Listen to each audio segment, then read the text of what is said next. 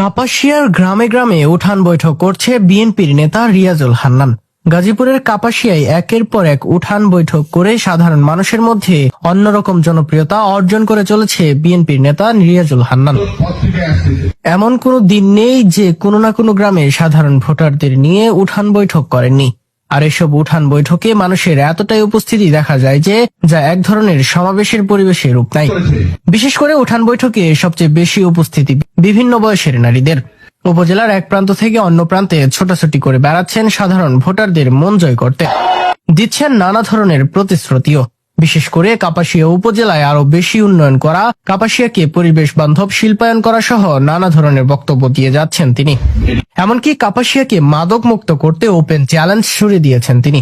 বলছিলাম বিএনপির প্রয়াত নেতা ব্রিগেডিয়ার জেনারেল হান্নান শাহের পুত্র, গাজীপুর জেলা বিএনপির যুগ্ম আহ্বায়ক ও কাপাসিয়া উপজেলা বিএনপির আহ্বায়ক শাহ রিয়াজুল হান্নানের কথা। বিএনপির মনোনয়ন নিয়ে তিনি গাজীপুর 4 কাপাসিয়া আসন থেকে ধানের শীষের নির্বাচন করবেন।